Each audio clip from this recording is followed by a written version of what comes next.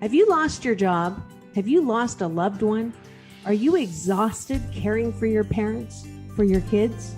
Well, you can find immediate relief when you read Sheila Mac's new #1 bestseller, Bootstraps and Bra Straps.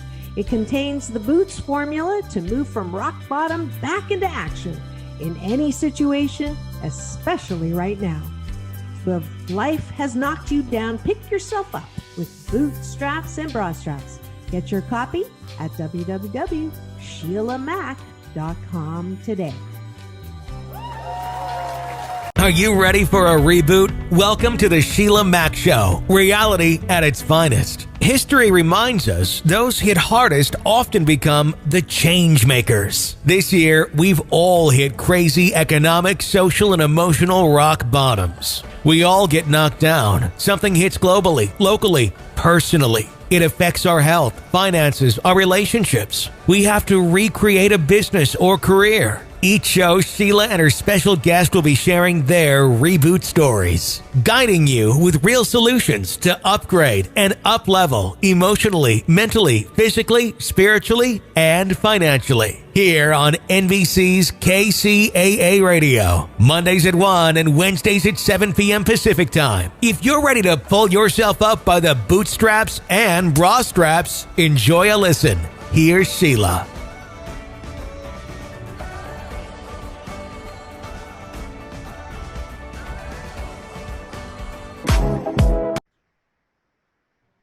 Hi, everyone. This is Sheila Mac, and I am here with my good friend. And he is someone I met while doing some of the Platinum Partner programs with Tony Robbins. He's an incredible person, and he was one of the top 1% real estate agents in the country. And then he hit a rock bottom, and his rock bottom was that he ended up going to jail, going to prison, I believe, and having this really interesting situation happen where he was charged with many different things. And now he's going to tell us how he went through that and got back into action. So introducing Vickram. What up, Sheila? Hi. How are you? Good. How are you? Good. Thanks for that intro. Makes me feel like I want to know that guy. Yes. Well, where do you want me to start? Well, give us a little bit about your background and what your rock bottom was or what your situation was. Okay, everybody. I am Indian. I came from Memphis, Tennessee. My parents are Indian, so this is why I'm talking like this. So just, an Indian kid, grew up, normal household, right? Normal dysfunctional household that we all live in. Dad's a doctor, so, in the higher social economic bracket, you guys could call it. And, had a fairly normal childhood. I mean, our parents shipped us away for a couple of years to boarding school when we were kids. I'm sure that did some damage, good and bad, like everything.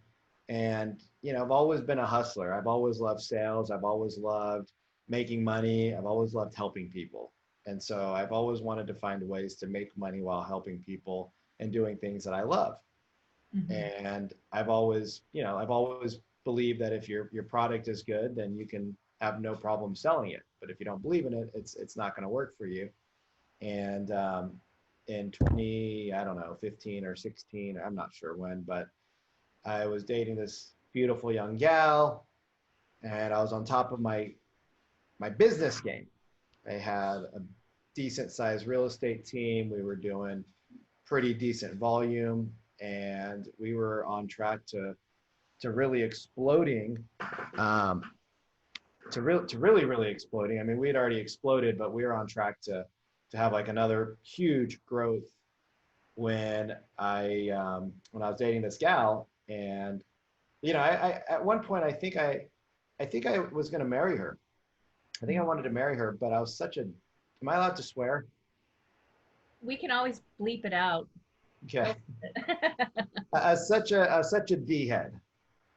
And, I was selfish, and it was all about me. And it was, although I did a lot of things, it was still like the Vickram show. Mm-hmm. And when I would go out drinking, and I would drink regularly, I would turn into a different person. And all the insecurities that I had as a kid and all the things that I didn't like about myself would come out, and all the things that I wanted to be would start to show up, like be really confident around women and be the life of the party. Like I enjoy that, right? I enjoy the spotlight on me. I think that's one of my qualities, is that I don't mind having the spotlight on me, whereas a lot of other people run from the spotlight.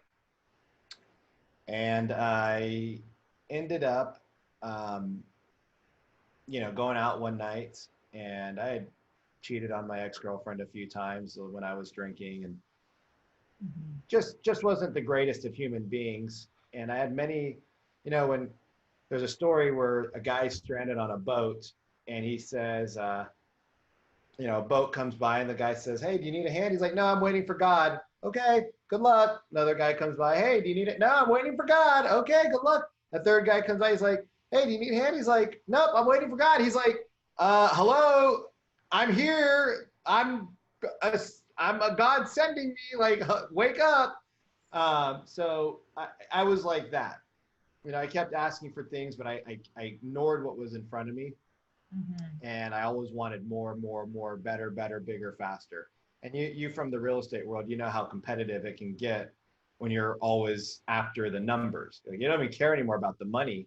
You're just trying to beat everybody else. It's like, after a couple $100,000 for most people, their lives are not going to change by making another $50,000. And so I was making plenty of money. And so the next jump for me was a way bigger step. So it wasn't about the money. It was just about the numbers. It was about winning. It was about being the best. But in being the best in business, I lost being the best as myself. I see. Yes.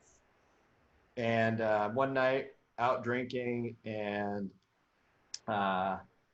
ended up hearing that my girlfriend at the time, my ex-girlfriend now, sitting on some guy's lap, kissing him. And, I can't blame her, because I probably wasn't really there emotionally for her now that I look back at it. And I probably thought I was, but I really probably, in reality wasn't. And so eventually, you're going to get attention from other people. And she's a hottie. And so she got attention from other guys. And one night, one thing led to the other, and she had a couple drinks and was on a guy's lap. And I caught wind of it. And so then I went to some other girl's house for retaliation sex.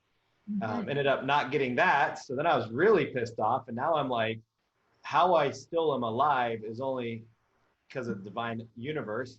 But anyways, got arrested that night for doing property damage. And just for those who don't know, all movies where couples fight and break things, that's considered domestic violence by the police.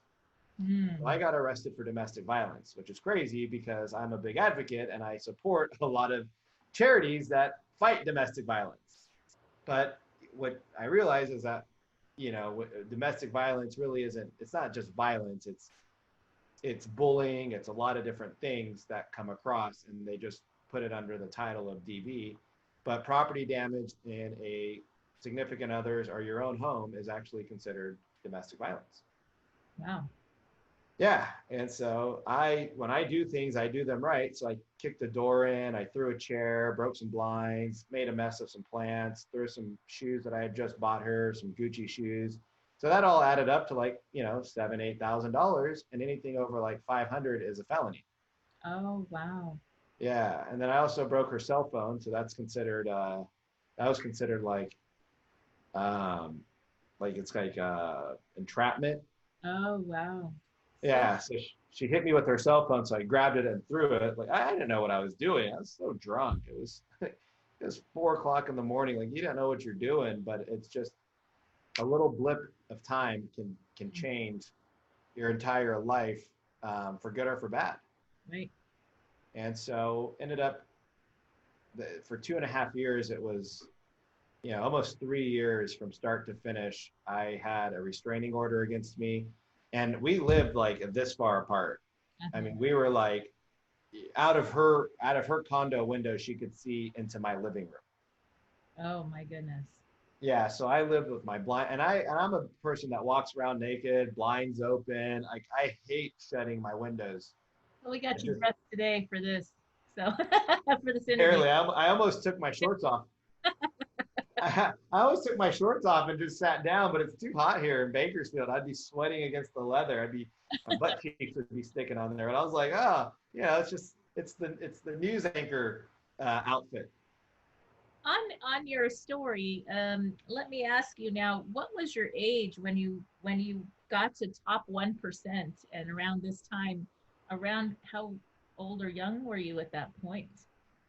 So I got into real estate like 28, 29, maybe 30 is when I started selling. And I come on hot typically when I do things. I come in real hot. So I learned a lot. I hired a coach and, I just made phone calls, did what they told me to do. It wasn't rocket science. It's just sales.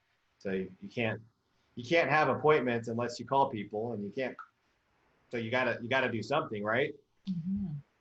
And so I was probably like 34, 35, and we were crushing it. I mean, we weren't doing a lot of sales, but our volume was high because of our sales price, because we were able to tap into a market that it's not an easy market to tap into. Everybody says, oh, well, you sold 50 houses. I'm like, yeah, but those 50 houses was like the work of 200, because these people are executives at these big companies, or doctors or attorneys or lawyers.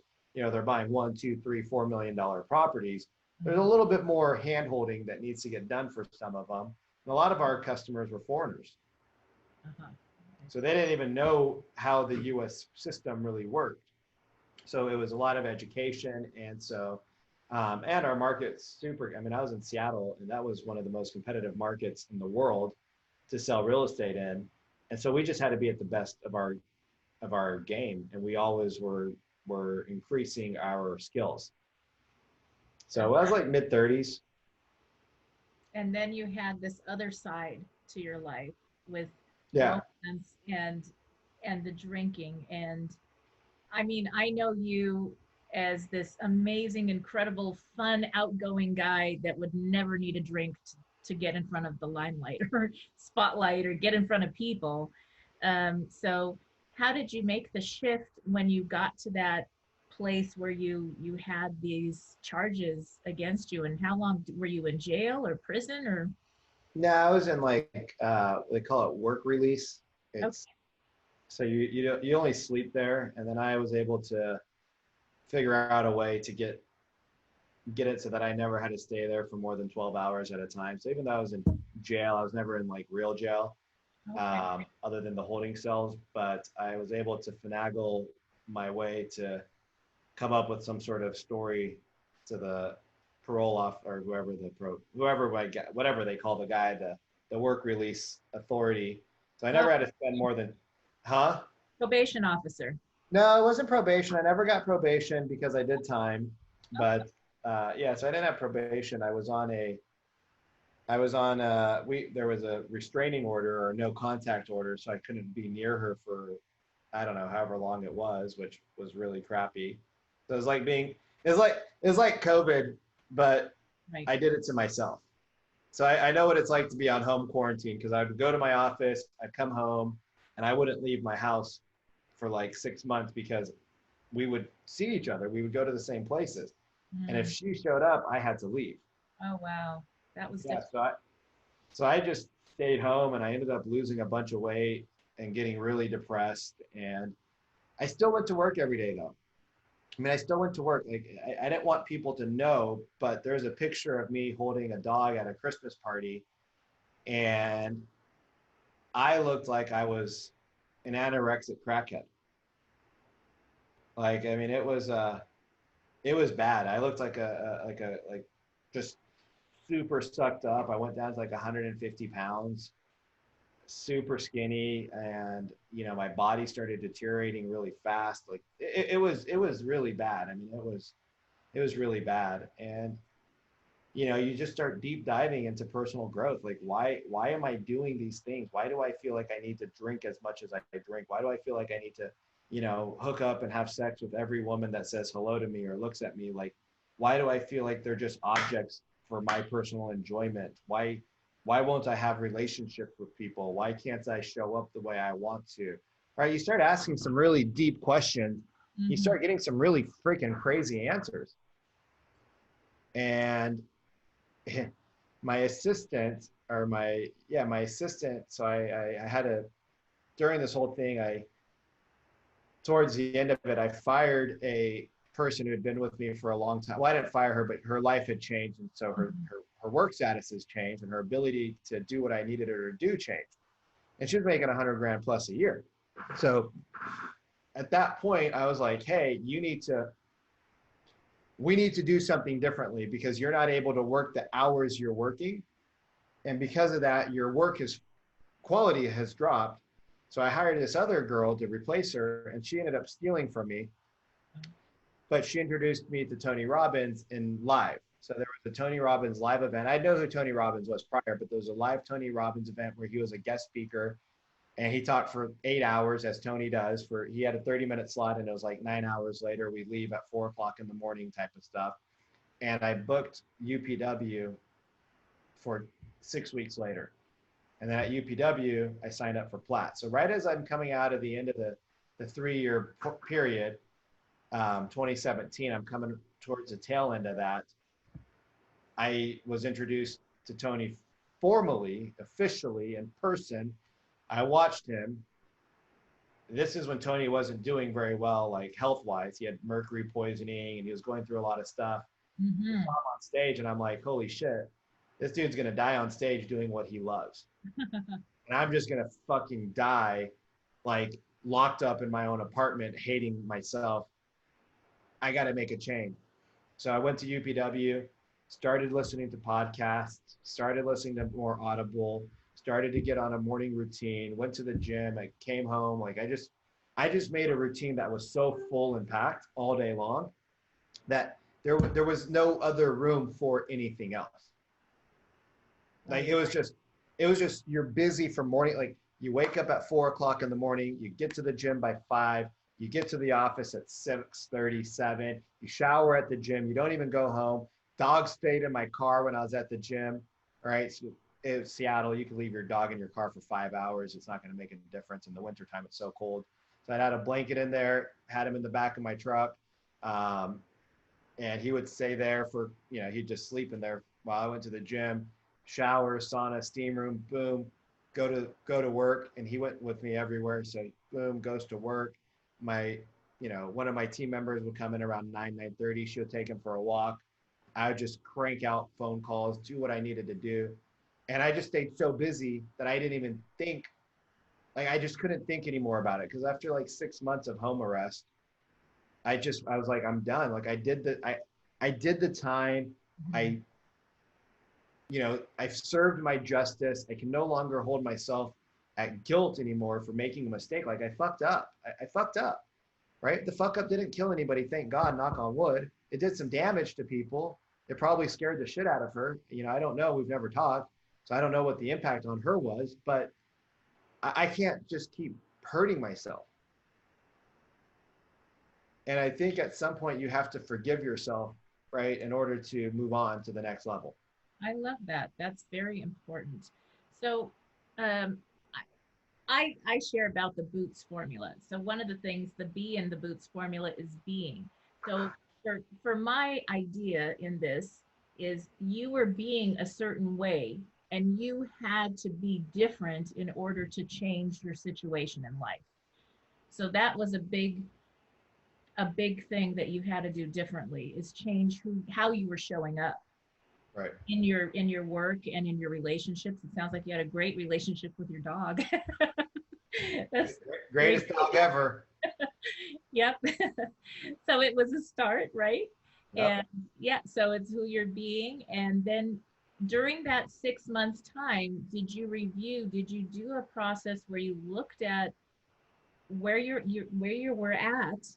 I think you mentioned it. This is where you were at. You had this arrest, this situation, and this is where you wanted to go. And you decided that you had to change, and you changed your goals on how you were going to show up. Yeah. And did you do some type of order of how you were going to set it up in your mind, or it just kind of showed up for you as far as order of operations once you had those two pieces? Oh no, there was no order of operation. Stepping one step at a time. It was literally just get up every day. It was get up, get out, leave the house. You know, lucky for me, I got the dog, Yes. and he ended up becoming my best friend because I didn't want to go to restaurants anymore. I didn't want to go to bars anymore. I don't, you know, I still wanted to go out and socialize, but I couldn't go to the same places and expect a different result because I hadn't changed. Yes. Nothing had changed in me. So I couldn't just keep doing and pretending that things were changed when I knew that they weren't. And so I would be an imposter. So I cut out alcohol for, 1 to 2 years. I just cleaned up a bunch of stuff. So you changed your thinking. Yeah. You. And I grew up, and one of the things that I realized is that, one of my mentors, so I've done a lot of self-development. I mean, people talk about having a PhD. I have a PhD in self-development over the last 3 years. Yes. I've spent hundreds of thousands of dollars, as you know, and I've spent thousands, not hundreds, not tens, but thousands of hours listening to podcasts and audibles and to thought leaders and reading and researching and going to events and being around people like you and the other, really amazing people in the Tony Robbins. Look, Tony Robbins might not be for you, and that's okay. There's nothing wrong with you liking or not liking somebody. I'm not gonna, get my panties in a bunch because I know that he's not for everybody. But his teaching still is there, and it doesn't matter where it comes from. The content is still there. It's still amazing. It's still helpful. And so, we just deep dive, and it's like, holy crap, I can see a lot of things. And people say, oh, well, it's taking so long. I said, well, yeah, you didn't just become so fucked up overnight. It took you 30 or 40 or 50 or 60 or 70 years. So you don't just unwind it because you went to one 3-day seminar. Exactly. It takes work. And you go to the seminars, you meet the people, and then those people, like you and I can tell you anything. And I think that what tends to happen is when you have one area of your life, whether it's a relationship or work, whatever it is that you're having an issue in, or a situation like, the drinking affected your relationship, which affected other parts of your life. And when you start repairing you, all those other areas fall into place, but it does take time.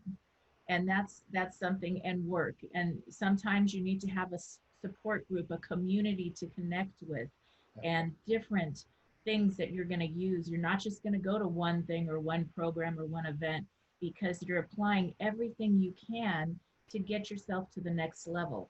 Now, Vikram, I have a question for you. What would you do?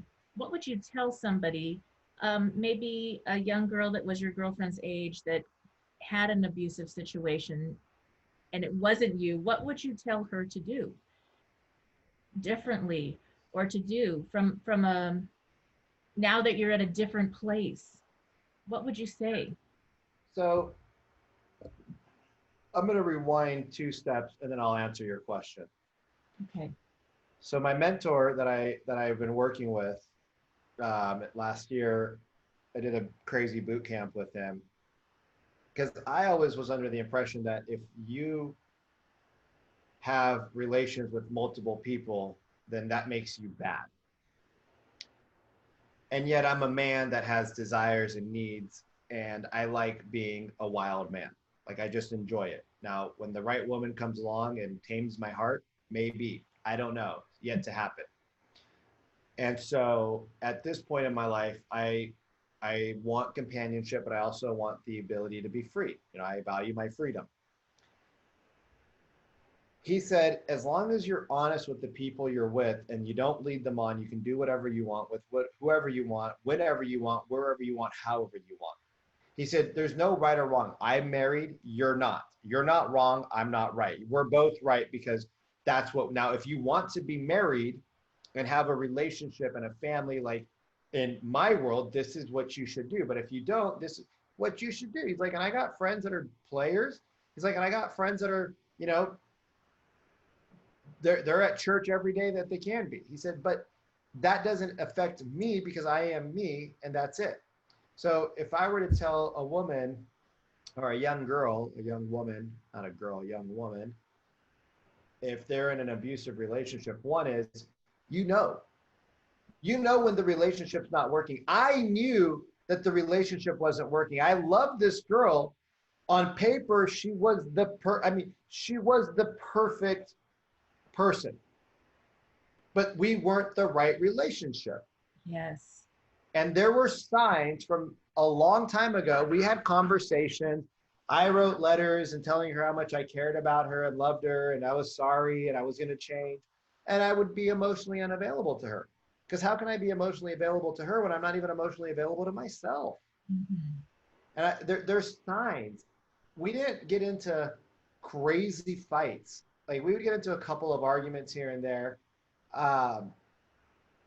You know, but we didn't get into like the crazy fights that people got into. One night, she said that I grabbed her by the neck really strongly, and like she was scared, and I was drunk, and I don't even really, I remember it because she reminded me of it, but I don't really remember it. Like, I can see it from a ghost perspective, but I don't remember it. She's like, you grabbed me so hard by my neck. And I'm like, really? She's like, I'm like, why? She's like, we were fighting, we were arguing. And I was like, I'm going to my house, I'm going home, and you just grabbed me. She's like, I don't know if you grabbed me like just thinking it was my arm. She's like, you were faded. You were 16 sheets to the wind 5 hours ago. And you were drinking shots and, you know, being the man, right? The man, and the ego was controlling it. But there's signs, and you gotta be smart. And I'll tell you, the unknown is sometimes better than the known. Because most people don't want to leave the security of knowing, okay, I'm with this guy, I know what he's like. I'm with this girl, I know what she's like. There's signs that we show. I mean, she said it, you're not emotionally available. Well, if you're not emotionally available, that's a sign that you're not in a good relationship.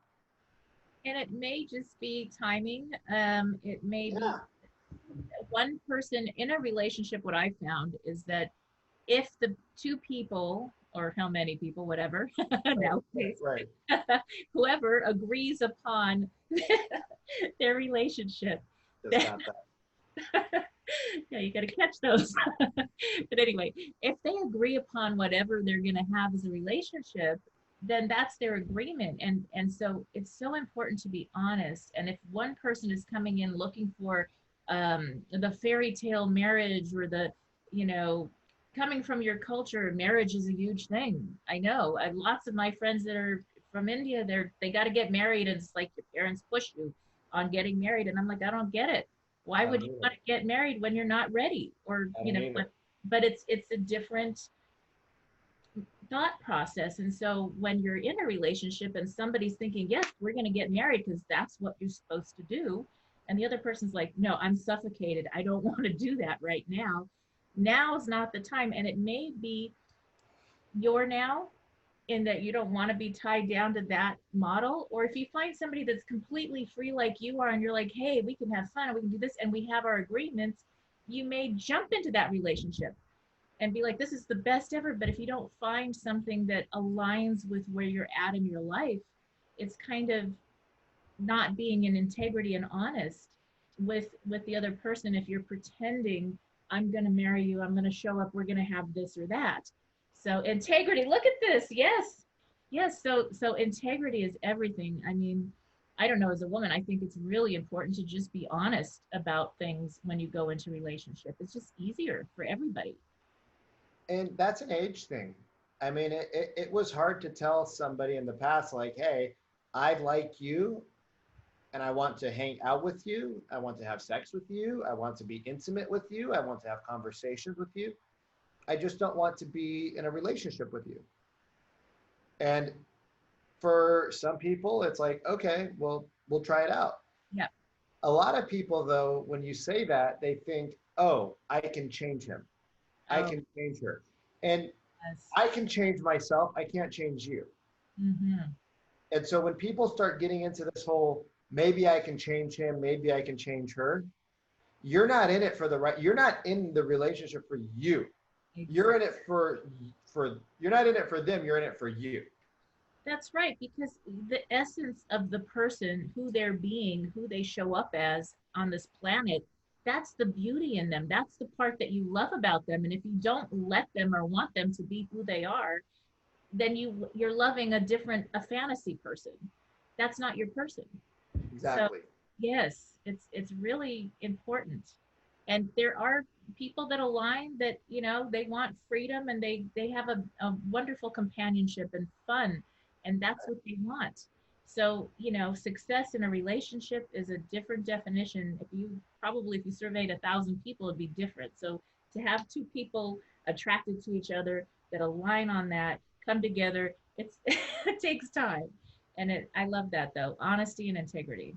And there's no, there's no wrong or right. That's one of the challenges. I almost use the word, that's what's wrong, right? That's one of the challenges in this world, is that in order for me to be right, I must make Sheila wrong. So my philosophies must trump Sheila's in order for me to be right. Well, what if I said, I'm right, and so are you, Sheila, because in your world, what you believe in is right. I read on Facebook today or Instagram, somebody put why do people get so mad at me because I'm a Bible thumper? I'm a Christian, I'm devout, I love the Bible, I love quoting it, right? And there's great passages in there, as well as stuff that maybe isn't relevant, just like all books. Right. Now, maybe it's not relevant today, but it'll be relevant tomorrow, whatever. I don't care. But there's always good stuff in every book.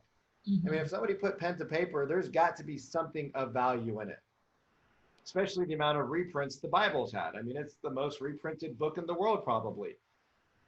There's got to be something good in it.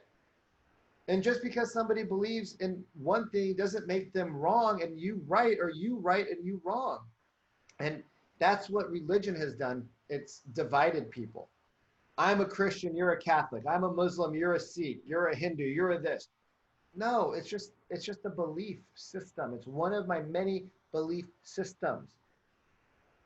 You're not wrong, you're not right. So he said, why do people have to be so mean? And I feel like I'm being bullied to share that I love Christ and that Jesus might come back, or Jesus is coming back. And I like the post. I said, hey, good for you. Speak up.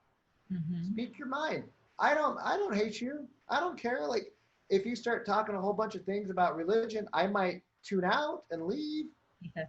Because maybe it's not relevant to me, or being the student that I am, I might sit down and listen to learn, not because I'm going to convert over, but just because I want to be educated on what you think, because it makes me a better person to know how you think.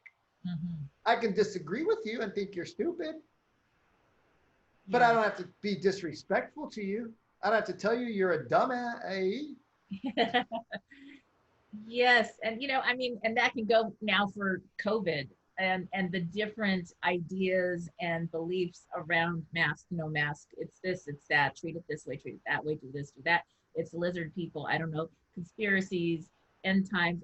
There's so many different beliefs on what's going on, and the government doesn't even, nobody knows, who knows. But the government has always been the same.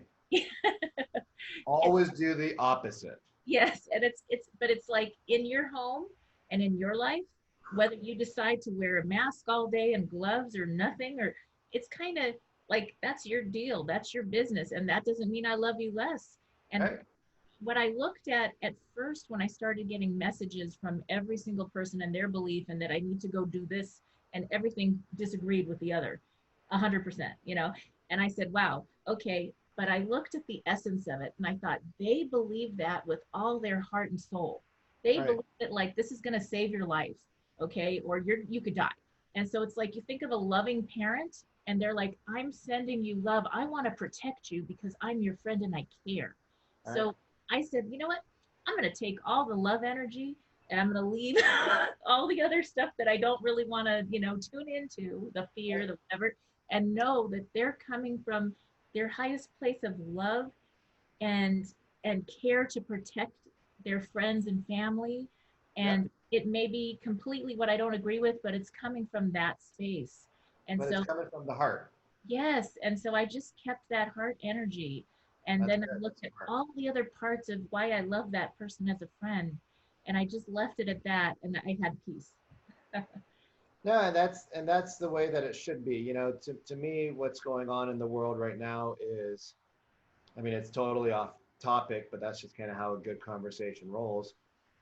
To me, what's going on in the world is it's a fight for political power, and they're using the humans as pawns to their game, and they've always done it. We know that they've always done it. It's why the government's so hated, right? I mean, how many people think the government did a good job in 2019? Well, how many people think the government's doing a good job now? It's probably a lot different. People are probably very positive on the governments, and they haven't done anything different. There's still shitty governments, same shitty politicians that do the same crappy things, right? They all have their own agenda. They're not bad. Their agenda just doesn't align with my agenda because their agenda is to get reelected and they need money. Hmm. Who's got money? Corporations. So you cater to the corporations. It's a bad deal. It's a bad deal long term. And so, you know, the whole thing is that I don't like censorship, as you can tell. I I tried not to swear, but it just is who I is. I don't like to be censored. I don't want to be censored. I don't want you to be censored. I want us all to speak freely. If you want to wear a mask, wear one. If you don't, don't. If you feel like my lack of a mask needs, you need to be double protected, wear two masks. It's not like a condom where a second one's going to ruin it. You know, you can put two masks on and now you got double the protection. But put a face shield on, wear glasses. I don't have bad eyes. You can get glasses with just clear lenses. It protects you, right? A lot of things that can be done. But at the end of the day, the people that are super scared should not be going out. If Yeah. you're that scared and if your health is like COVID is real, like Right. COVID is real. It's a real disease. COVID coronas are real. They just burn out after a couple of years. They come in hot, they burn out quick. By the time a vaccine typically rolls out, it's too late because the disease, the virus has lost its steam and it's That, mutating into a different virus. oh, well, So how do we get to COVID-19, right? Well, what about all the COVIDs before it? mhm. You know, your Lysol bottle says COVID. So it just makes me think right now, instead of us talking about the conversation right now shouldn't be about COVID. It should be about how do we, you know, I talk about containers. How do we stop the leaks in the body container that allows all the crap in? Well, we get stronger. We work out, we exercise, we go for walks, we do yoga, we do meditation, we become more mindful.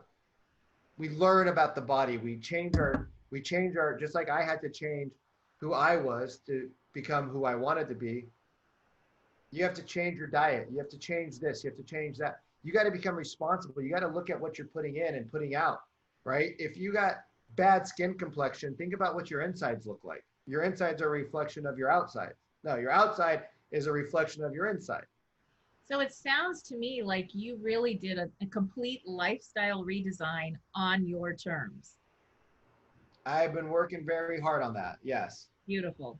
Even with the business, it's like, even with the business, it's like, I don't want to run business like my parents did, where I have to be there. I want to put systems and structures.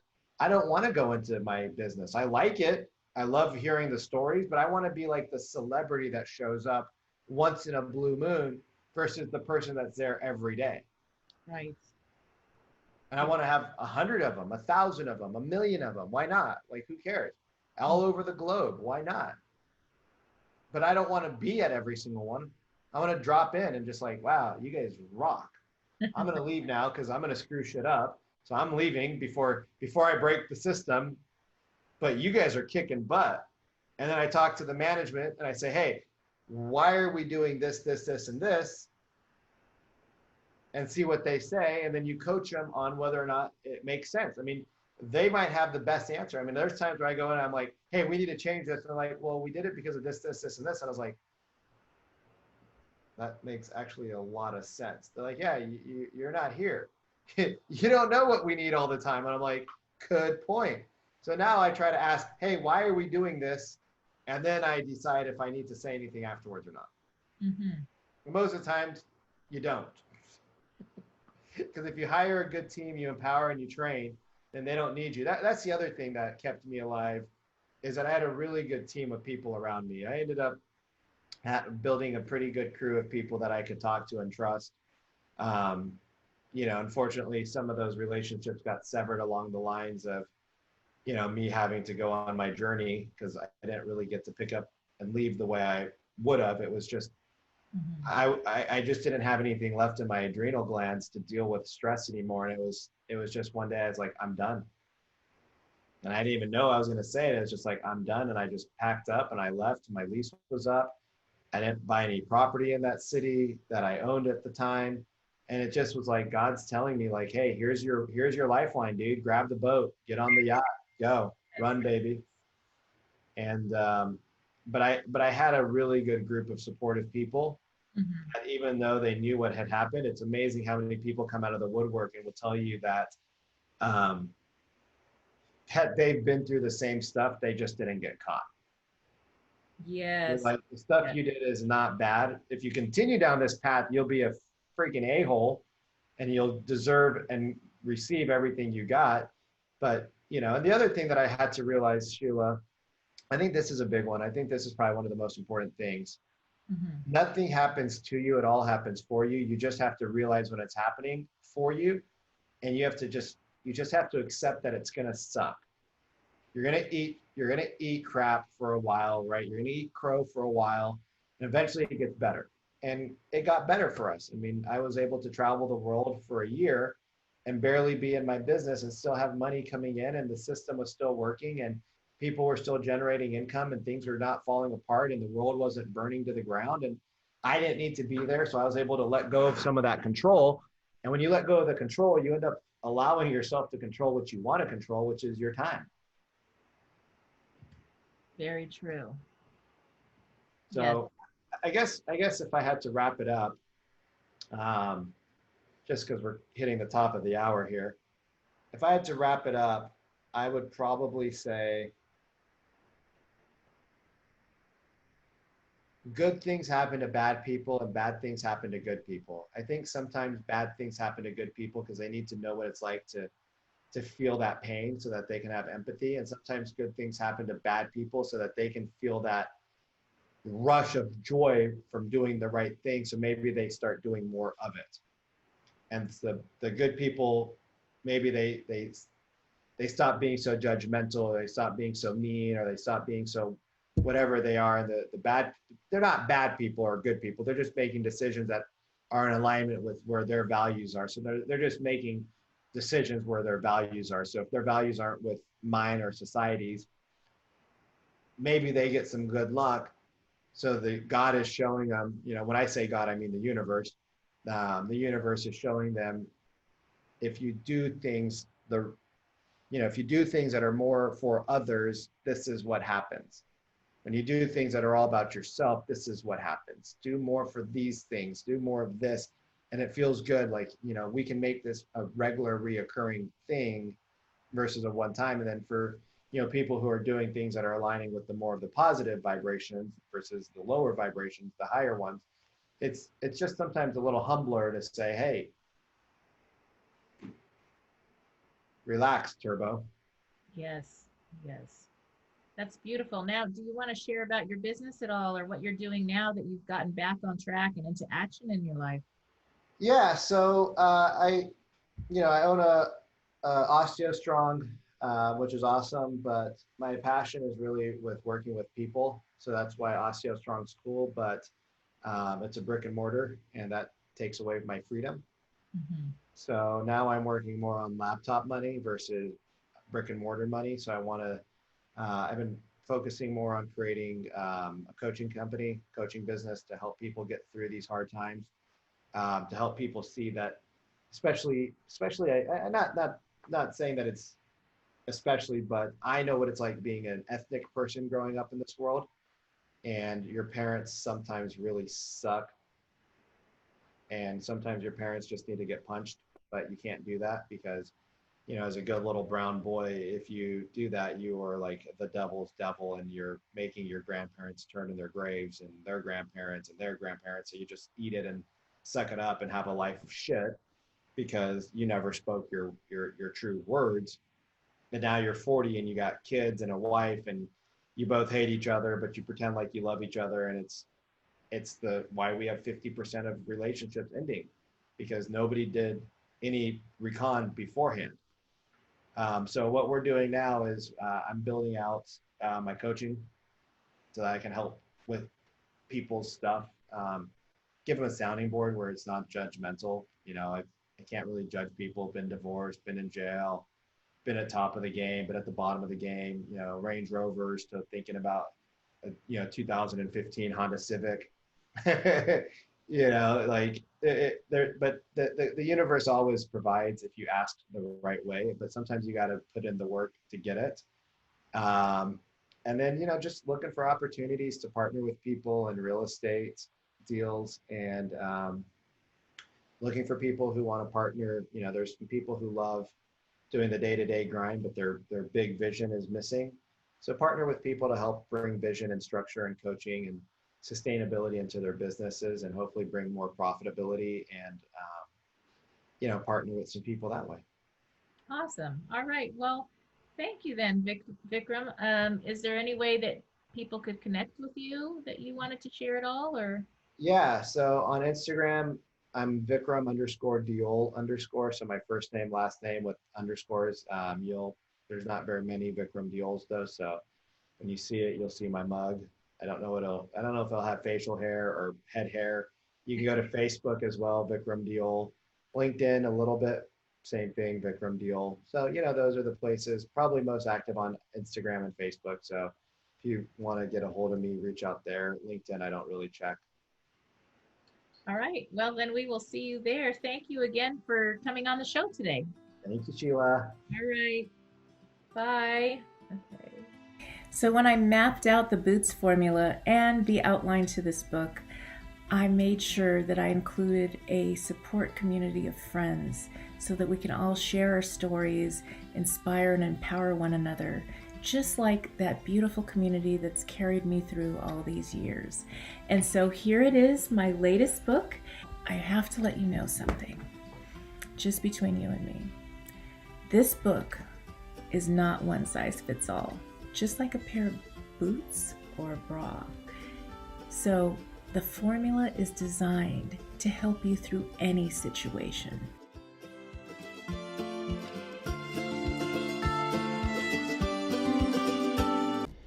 Dear friends, I had to share this message because I love you all the most. All right, so if you are tuning in or getting this share, this is a very important message and share for those going through the holidays or any time of the year when you or a loved one is working really hard to break free from an addiction. And so this is an excerpt from my new best-selling book, Bootstraps and Bra Straps, the formula to go from rock bottom back into action in any situation. And it's a serious discussion with some guidance on how to break free from addictions. And to get the entire book, you may go to www.sheila.mac.com, and it is also available on Amazon, Kindle, and Audible. We also have a course, a small group support groups, courses that I run with people that are seeking to break free from addictions. So check out the site online to learn more. And here we go. Take a listen. The cycle. Addiction. Maggie grew up loved by her relatives and friends. Shortly after coming into this world, she was adopted. Her birth mother had addiction problems and got pregnant very young. Close relatives arranged Maggie's adoption by two loving parents who couldn't have children of their own. Maggie grew up in a beautiful environment. She was well cared for, went to top schools, and had private tutoring when she needed it. She loved horseback riding, ice skating, and hours spent with her parents. They loved Maggie and gave her everything they possibly could. Then, toward the end of high school, Maggie's dad got sick and died. Maggie had received a full scholarship to college, but she deferred admission for a year so she could stay home and help her mom through the grieving process. She didn't feel like she could leave until her mom was settled and in a healthy place. Financially, they had to adjust. They sold the house Maggie had grown up in and moved to a smaller one across town. She finished high school, but one by one her friends left for college and Maggie stayed at home. In high school, Maggie hung out with friends and had a beer or smoked a little pot, or whatever kids do that we don't want them to do. As her friends went away to college and she grieved her father's death in her own way, she began hanging with a new crowd and experimenting with harder drugs. Maggie's mother was going through her grieving process, so she wasn't quite as present as she'd been in the past. She missed the signs that Maggie was slipping into addiction. If she had thought about it, she probably would have believed she knew and trusted her daughter. Experimenting with hard drugs wasn't a behavior she would suspect from the child she knew. While Maggie hung out with her friends, Maggie's mom went to grief counseling. By the time she noticed the changes in Maggie's behavior, the situation was severe. Maggie wasn't working. She wasn't doing anything. She stole money from her mom and friends. When her old high school friends came back to visit from college, they wondered what happened and who this new person was. It was very painful for those friends to see this young woman they loved so much go down such a difficult, terrible road. She lost a lot of friends who didn't want to hang out with somebody doing that to themselves. Maggie didn't get to go to college the next year. She lost her scholarship. Now her mom had to go through a new grieving process, losing the version of the little girl she thought she knew. Filling a void. People aren't born smokers or alcoholics, but they may be at risk for addiction. Maggie's birth mother was an addict. It's possible that Maggie inherited an increased likelihood of addictive behavior. Beyond that risk, however, Maggie was also trying to fill a void. Many times, people try to kill the pain of grief or loss with drugs, alcohol, cigarettes, or eating disorders. People who exhibit addictive behaviors are filling something in their life that they don't feel empowered about, that they feel they don't have control over. So they go down that road as an escape route. They can't deal with it, so they go drink or smoke pot. Sometimes it's only a couple of drinks or smoking a little for a brief period of time. Other times it's a slippery slope to higher level, hardcore drugs that can lead to an overdose. Whether it's lighter substances, even cigarettes, or hardcore drugs, when the substance controls you instead of you controlling your use, that's a sign of addiction. The things people are addicted to vary from one person to the next, whether it's a drug, a food, alcohol, or an activity that's bad for you. People have sexual addictions, addictions to gambling or shopping. Unbalanced behavior without moderation is another sign of addiction. Whatever form it takes, addiction can lead straight to rock bottom. I don't believe addicts choose to be addicts. They want to escape or numb a painful situation and use the substance or activity to do so. What begins as perhaps an entertaining, one-off experiment triggers the feel-better part of their brain, and when things are bad again, they go do the behavior again to feel better, and it becomes a vicious, uncontrollable cycle. When a chemical is involved, it's not easy to control.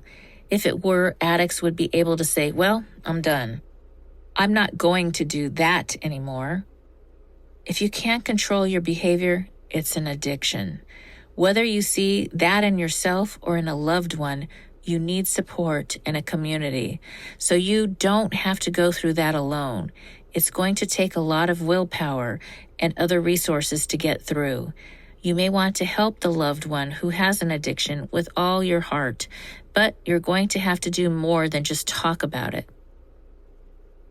What to do if you recognize addiction in yourself. If you're reading this book and going through an addiction yourself, struggling to pull away and wanting to live the life you envisioned, but your addiction continues to pull you back down, know that for your children, for yourself, for the life that you desire, you're going to have to put down that addiction. If you don't, we have an activity at the end of this chapter that shows how your addiction affects every single aspect of your life. If your addiction is controlling you and you're not in control of your life, you need to consider seeking medical treatment for an addiction. If you recognize addictive behavior in yourself, maybe this just solidifies it, or maybe it brings it to light for you. You thought things were going fine, and then you realize, oh, that's why my family isn't speaking to me. Or, that's why I'm having such a tough time at work and always getting in trouble. I recently met a 32-year-old waiter who works 2 jobs but is still struggling to pay his rent because he goes out drinking most nights of the week. All his friends drink, his family drinks, and that's the only way he knows how to socialize. Anything he does outside of work involves alcohol, and it's starting to mess up his life. He's tired all the time. He doesn't feel well most days, and he wants to find one well-paying job instead of working 2 lower-paying ones. As we talked, he finally admitted, I think I have a problem with my drinking. If you've had a similar realization, you may be wondering what you should do or what you can do. You have to address the real cause of what led you down that road, honor your experience, and face it. Then deal with whatever you have to do to get rid of some of it. That may require medical intervention, medication to get off the drug, or going through a rehab program because now your body is physically addicted to the substance. You may need to find a new peer group who are focused on the positive things you want to accomplish, like work, school, or personal development. You need to change your environment so that you set yourself up for success, removing the people, situations, or items that trigger your addiction. Then, you need to replace your addiction with a new, healthy behavior. What can you replace this coping mechanism with? Some people get a high when they run, and that allows them to process the things that are happening in their life. Or if running isn't where you're at right now, maybe you want to try yoga to help you get calm and centered. There has to be something new that you pick up instead of picking up that drug or alcohol or credit card or food to binge on. If you used to be addicted to burgers and fries, maybe you can get addicted to going out dancing or doing yoga or riding your bike.